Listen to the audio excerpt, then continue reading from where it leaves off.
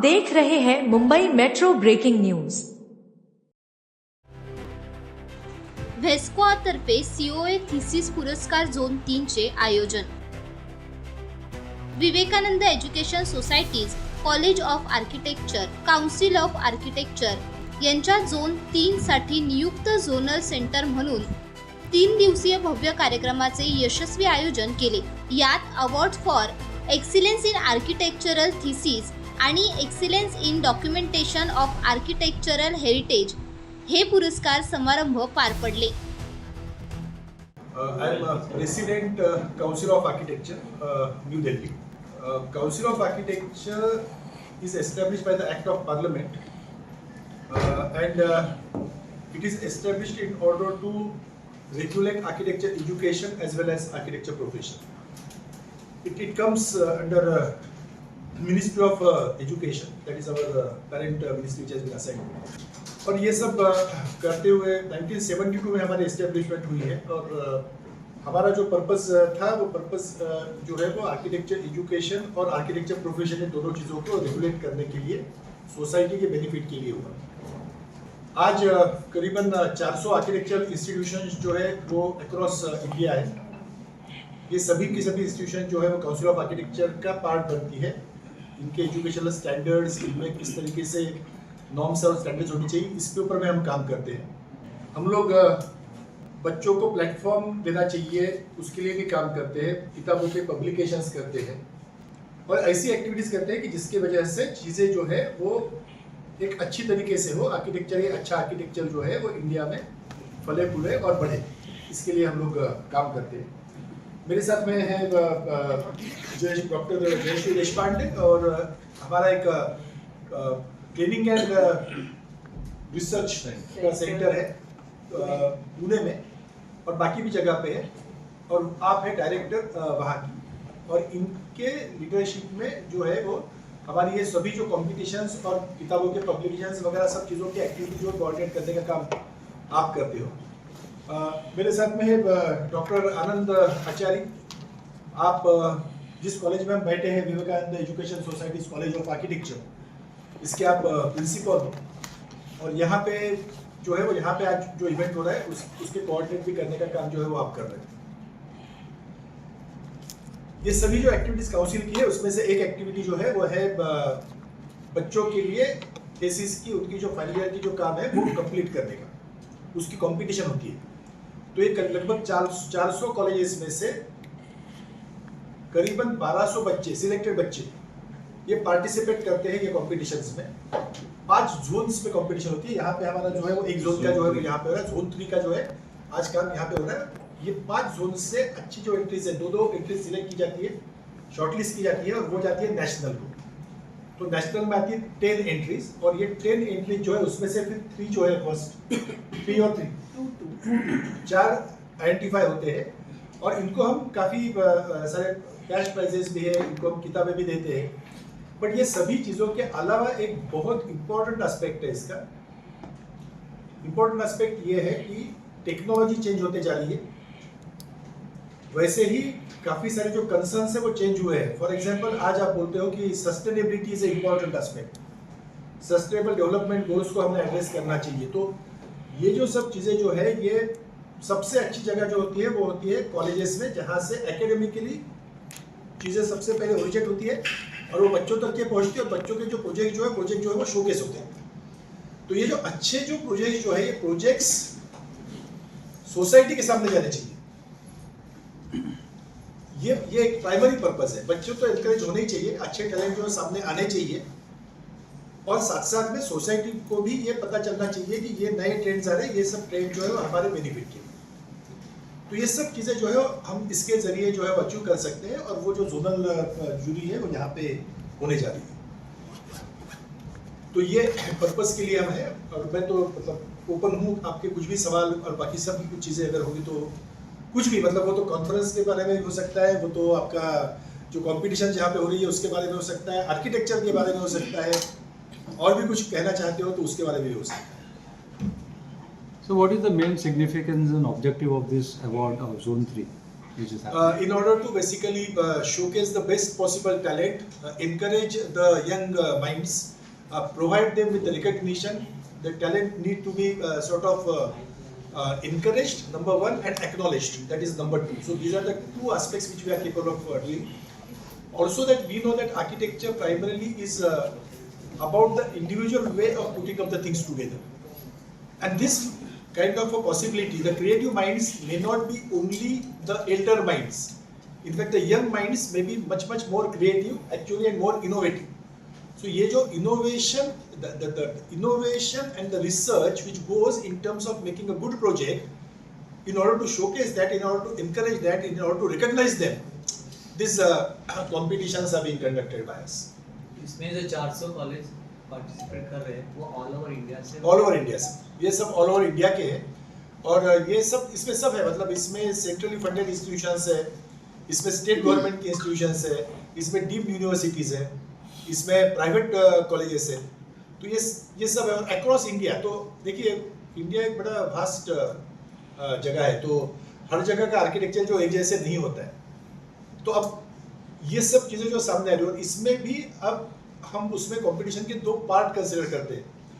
एक जो पार्ट है वो आर्किटेक्चर एंड टेक्नोलॉजी को एड्रेस करने वाला होता है, और दूसरा जो पार्ट है उसको हम बोलते हैं सोसाइटल कंसर्न्स. तो प्रोजेक्ट जो है वो सोसाइटल रिलेवेंस में होंगे अगर, तो वो उसकी कैटेगरी हमारी अलग है. यानी ये गाइडलाइन पार्टिसिपेंट्स के लिए. तो पार्टिसिपेंट्स ने जो काम किया हुआ है, देखिए ये थीसिस कंपटीशन मतलब क्या है कि फाइनल ईयर आर्किटेक्चर में बच्चे जो है वो बच्चे थीसिस करते हैं 6 महीने के लिए. तो किसी एक स्पेसिफिक टॉपिक के ऊपर में काम करते हुए इनोवेशन रिसर्च के ऊपर में काम करते हैं, और आर्किटेक्चर में इंडिविजुअल प्रोजेक्ट होता है. तो ये जो काम जो उनका जो होता है ये अलग अलग एरिया में होता है. किसी ने कुछ जैसे कि आप बोले कि अगर सोसाइटल कंसर्न की बात मैं करूँ, तो अब हमारी क्वेरीज होती है, ये माइनिंग करने के बाद में जो पड़ा हुआ है अब क्वेरी है, अब वो जो है वो तो अबैंडन क्वेरी बोलते हैं, उसको छोड़ दिया. अब वो जो छोड़ दिया वो तो प्लॉट है. तो वो जो छोड़ा हुआ जो क्वेरी है उसके ऊपर में कुछ काम हो सकता है क्या, उसको फिर से हम रेगुलर इसमें ला सकते हैं क्या, उसको फिर से रिजिन्यूएट कर सकते हैं क्या, ये भी एक काम हो सकता है. फिर मास हाउसिंग, तो जो अफोर्ड कर सकता है उसके लिए तो हाउसिंग जो है वो तो मिलता है, लेकिन जो अफोर्ड नहीं कर सकते उनके लिए हाउसिंग किस तरीके का आ सकता है, ये सोसाइटल कंसर्न है. तीसरा सोसाइटल कंसर्न शायद ये है कि अभी आप देख रहे हो क्लाइमेट चेंज की वजह से काफी सारा डिवास्टेशन हो रहा है हर जगह पे. हम देख रहे हैं, इस साल तो हम बहुत ज्यादा देख रहे हैं. अब ये अगर ऐसा होता है तो किस तरीके से शुरू से लेकर हम अगर किस तरीके से इसकी तैयारी करें ताकि ये प्रॉब्लम जो है वो नहीं आएंगे. और काफी सारे टेक्निक्स है इसके बारे में. अब ये अगर टेक्निक्स अगर बच्चे खुद के इसमें अप्लाई करते हैं तो उसके वजह से हम नेशन को भी सेव कर पाएंगे. Learn from each other, you must learn from the society, you must learn from every individual in the society. ऐसे नहीं है कि मैं आर्किटेक्ट हूँ तो मैं किसी प्लम्बर इलेक्ट्रिशियन से सीख नहीं सकती. Everybody has something which has to be offered, and we should be, architects should be in a position to be able to accept that and imbibe that. So जितना हम ज़्यादा सीखते हैं ना उतना हम strength हमारी बढ़ती है. So empower yourself is my message to our students. एक तो ट्रेनिंग तो अभी चल रहा है.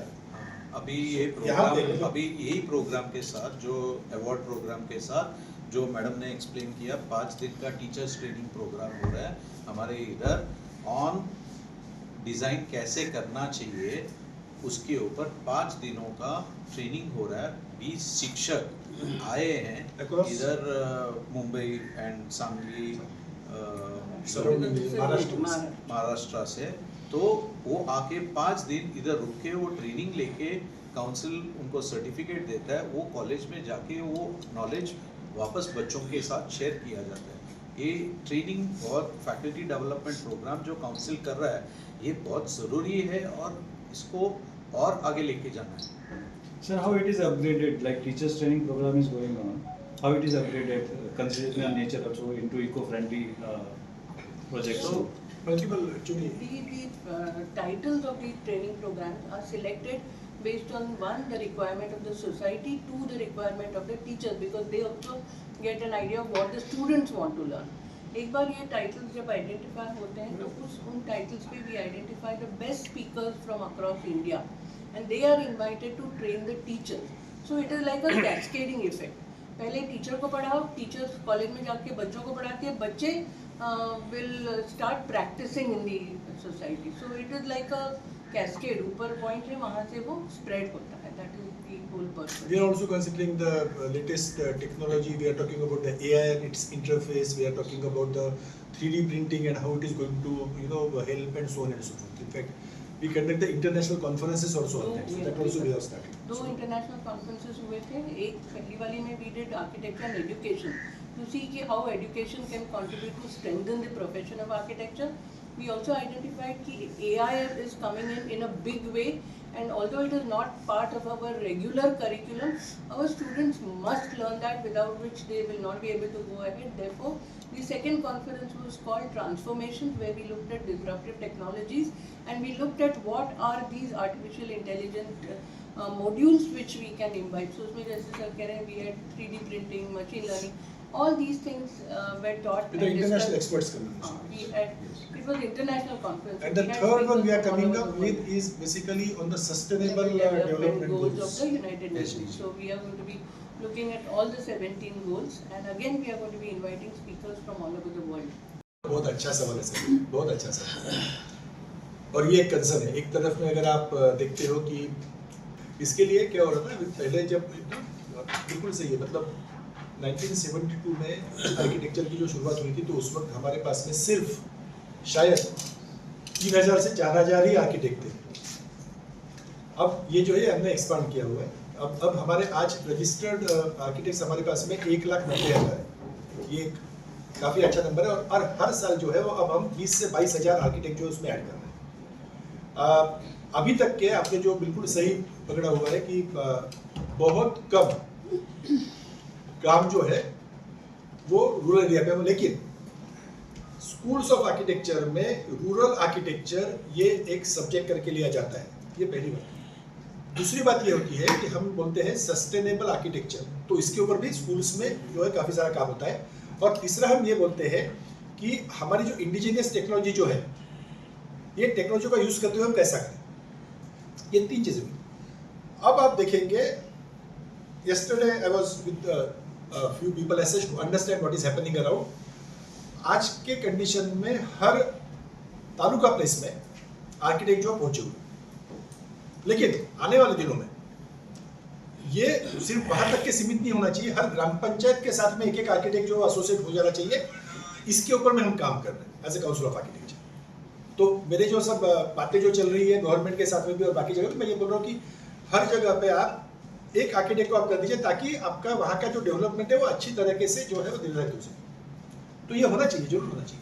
See, already what is happening is that, like, we in collaboration with the Ministry of Culture, also in collaboration with Ministry of Education, and now with the Ministry of Commerce, we are plus MSME. Another is like economically this bigger section, social Ministry of Social Justice. With them as such, we have already started meaningfully engaging ourselves with. And whereupon we organize the exhibitions. So we have conducted up till now 2 exhibitions at a central level. In fact, the last exhibition was visited by almost about 3 lakh people. So this, see, finally it is about spreading the awareness as to what kind of a value proposition the architects are capable of bringing on a table. So that people would understand that, like, if I go to an architect, I go to a good architect as such, then I am capable of getting something which is much better than which I would have done on myself. Now, this happens at possibly 3 levels. The level number 1 happens to be basically the cost effectiveness in terms of whatever budget you have, but there is a cost effectiveness which would happen. Number 2 is that there will be optimization which will be happening around. The spaces would be designed in a very proper fashion, suitable to the needs of the occupants as well as the visitors. The third thing which would happen basically by engaging them is in terms of the great aesthetical quality. तो we always keep on saying that मकान जो है ये proud point होता है. तो अच्छा मकान अगर है तो अच्छा मकान है, तो that you start getting satisfied with it, people start enjoying it as such.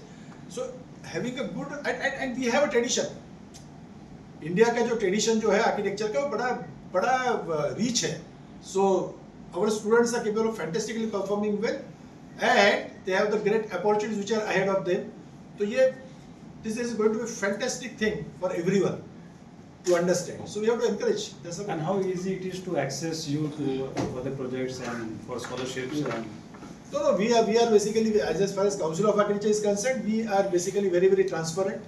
So through our website the things are being done as such. We keep on announcing our schemes. They are also in open standard.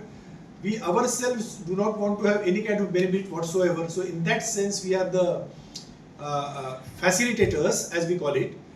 So we have to bring the best talent from the teachers, we have to bring the best talent from the students, we have to bring the best talent from the professional architects.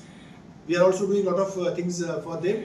And on other side as such, we have to ensure that their training is happening in a very proper fashion. For example, we have something which is known as a universal accessibility. All the public buildings should be universally accessible, meaning thereby that there may be blind men who also will be using it with the same kind of a confidence. There may be people on a wheelchair, they may be using it in the same kind of fashion. There may be deaf and dumb who may be capable of using it with the same kind of a confidence. And in order to do that as such, you require certain kind of special arrangements to be made in the buildings. The Council of Architecture is going to start with that kind of a program which has been already designed. Ministry of Social Justice. Empowerment. So that is what we are doing, and that we are going to start very soon. We are also conducting through TRC, we are conducting a lot of quality improvement programs for architects, as well as for the teachers, to ensure. So this I would link with your previous question. See, how are you capable of bringing them to world standard? You are capable of bringing them to world standard basically by keeping on training them. So you have to keep on doing the plugins. So these plugins through TRC we are actually doing for last 20 years almost. 20 years. So in 2005 we are doing this, and we do roughly between 40 to 60 programs for training teachers every year. Now we are also starting with upgrading the skills of the students. This is in collaboration with the MSME, that is the Ministry of Medium, Small and Micro Enterprises. So we are trying to create awareness programs on how to develop entrepreneurship. Also we are developing skills amongst the students so that they are able to become employers rather than employees. So they will be generating employment. That is the main aim and objective of these programs. Also, we are doing some research projects. One we have completed, which was done in the rural domain. अभी किसी ने question किया कि rural areas के लिए क्या हो रहा है. So this program was done for the rural area, where schools of architecture were invited to check what are the issues in the rural areas and what architects can do to contribute to solve those issues. ये similarly अभी एक और भी जो किया था वो urban areas के लिए था. So we invite proposals from all over India. We got more than 72 proposals. उसमें से almost 35 proposals were selected, implemented, awarded, and उनका एक publication बन रहा है. The idea of doing these publications is that जो भी काम होता है architects, either schools या teachers या students की तरफ से, that is showcased and put in the public domain so that the public is aware कि architect क्या कर सकता है और किस तरह से सोच सकता है. That is so important. Then ये जो awards program की बात हो रही है, जो हम लोग अभी इसके लिए equipped हुए हैं, तो ये 2006 से हम लोग conduct कर रहे हैं. 20 years. हाँ, और this is the 20th cycle. So every year जो हम 5 zones में colleges को divide करते हैं, they are almost geographically divided. तो हर जोन से हम 2 बेस्ट प्रोजेक्ट्स लेके जाते हैं नेशनल लेवल पे, परंतु उसी जोन में वी आल्सो आइडेंटिफाइड 10 बेस्ट. इसका मतलब ये हुआ कि 5 जोन में 10 best is 50 best projects which are selected across India. And 2006 onward अभी तक हर साल हम ये 50 जो प्रोजेक्ट सिलेक्ट होते हैं the best in India are published and distributed all over India. इससे एक ऐसा रिपोजिटरी तैयार होता है हमारे पास कि 2005 से 25 तक कैसे बदल होते गए इंडियन सिचुएशंस में, किस तरीके से हमारे Indian architects are empowered and are thinking in which direction to find out solutions to these issues and in what way can society and government contribute to bringing these visions to reality. So if you look, इनकी library में भी हैं ये किताबें. हर साल की एक किताब निकलती है where all these 50 projects are showcased. And your message to aspiring students of architecture to win this award? To win this award, that is not actually the only objective, but yes, I would say that learning does not happen within the confines of a classroom or a school. A little brief on VES.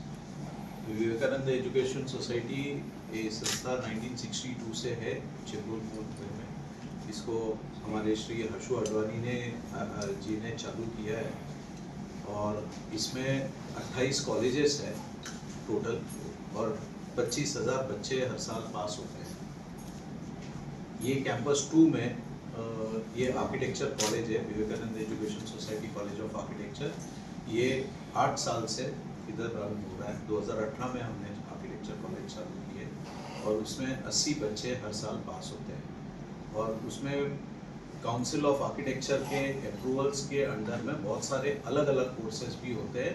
ये bachelors of architecture एक है। Council के बदौलत हमने diploma of architecture और diploma in interior भी चालू किए जो काउंसिल अप्रूव्ड कोर्सेज है। ये फर्स्ट टाइम एक रिवोल्यूशनरी कोर्स महाराष्ट्र में स्टार्ट हुआ था, बहुत सालों से ज़रूरत था लेकिन अभी चालू हुआ है जो 10th के बाद भी हो सकते हैं और उसके बाद लोग बैचलर्स में भी, बैचलर ऑफ आर्किटेक्चर में भी जा सकते हैं। Sir, can you share some innovative ideas which you have come across throughout the year? ये साल हमने जोन 3 का जो काउंसिल ऑफ आर्किटेक्चर अवार्ड 2025 का है हमने होस्ट किया है। इसमें 100 total entries 150 entries across Maharashtra आए हैं और इसमें से 120 एंट्री आर्किटेक्चर के अवार्ड्स है और 30 हमारे हेरिटेज अवार्ड्स है जो स्पेशल है। आप उसको देखिए, ये हमारा विरासत है और ये इसको बच्चे लोग ने बहुत अच्छी तरीके से, हर एक कॉलेज के बच्चों ने उसको अच्छे तरीके से टेम्पल्स हो या हेरिटेज स्ट्रक्चर्स हो, महल हो, वाड़ास हो, डॉक्यूमेंट करके उसको प्रिजर्व करने का आगे रखा हुआ है। और ये दूसरे 120 जो आर्किटेक्चर एंट्रीज आए हैं इसमें 2 कैटेगरी है। एक आर्किटेक्चर, जैसा सर ने बोला, आर्किटेक्चर एंड टेक्नोलॉजी है, दूसरा सोशल कंसर्न है। इसका अभी से ऑडिटोरियम में उसका जूरी चल रहा है, उसमें से 2 आर्किटेक्चर में सेलेक्ट होंगे, 2 सोशल में सेलेक्ट होंगे और इसको फाइनल्स में भेजा जाएगा। और इसका इम्पोर्टेंस आप पूछे प्रश्न जो किए ये बहुत ज़रूरी है। ये फ़ायदा डायरेक्ट हमारे बच्चों को और सोसाइटी को है। सोसाइटी जब देखते हैं कि 150 एंट्रीज, जब ऐसे अलग अलग सॉल्यूशन लोगों ने एक अर्बन प्रॉब्लम्स के लिए, अर्बन प्लानिंग प्रॉब्लम्स जो है अभी हम लोग देख रहे हैं, क्लाइमेट चेंज, फ्लड्स, अलग अलग प्रॉब्लम्स जो है लोगों ने सॉल्यूशन उसको सस्टेनेबल तरीके से, sustainable development, human habitat, sustainable human habitat जैसा है उसको कैसे सॉल्व करना चाहिए, हर ये युवा पीढ़ी ने अपने तरीके से उसको प्रदर्शित किया गया है।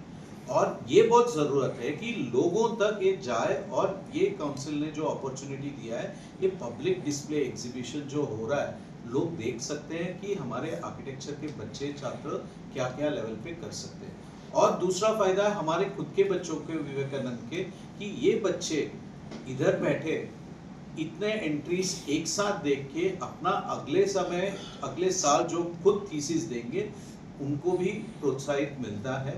और जब एक लेवल पे आके प्रेजेंटेशन सब बच्चे देखते हैं और एक दूसरे को सुनते हैं, उससे बहुत सीख आगे जाता है। So what is your message to young students or young architects who are already in the field of architecture? So there's a climate change is at the doorstep, and we have to make sure that all our solutions, all our proposals are basically bent towards making sure that that sustainability and sustainable human habitat is addressed. Climate change is not an option, it is a mandatory thing.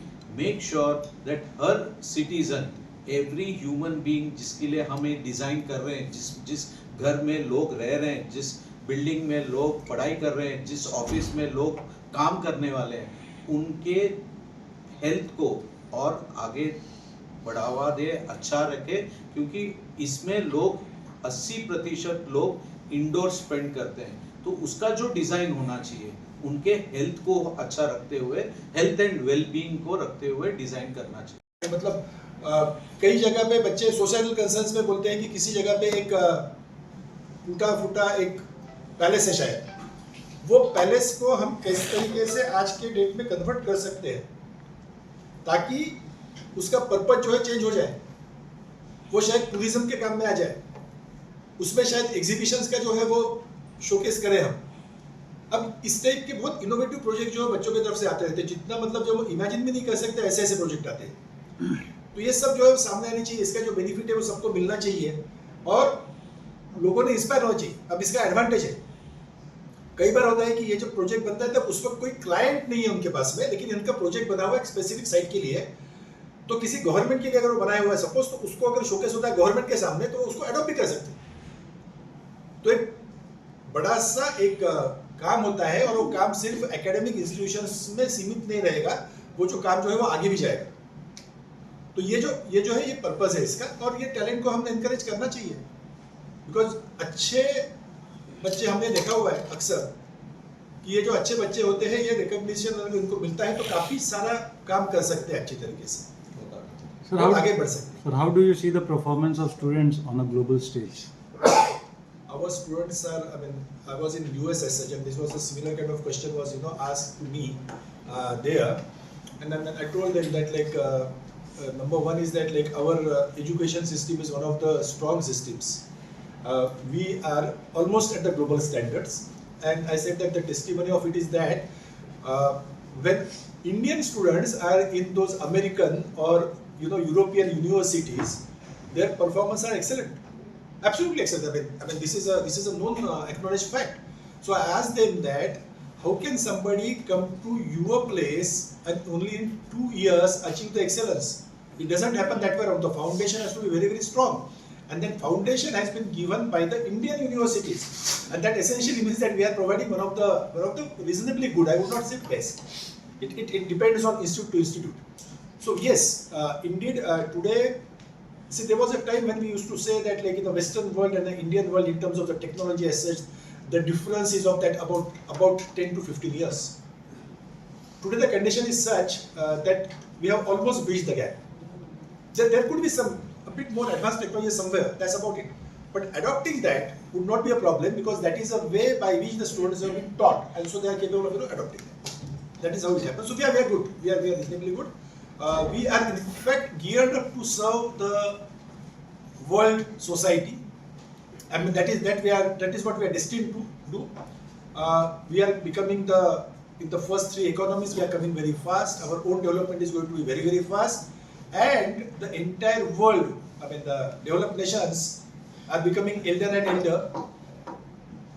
We are becoming younger and younger, and the young ones would always be basically providing the services to the elder ones, and that is what our morals and our story is all about, Indian story. We respect our elders, so we respect and we say Vasudhaiva Kutumbakam. So we are there to basically position to be serving the entire world. So and yes, we are competent and we will be capable of doing it.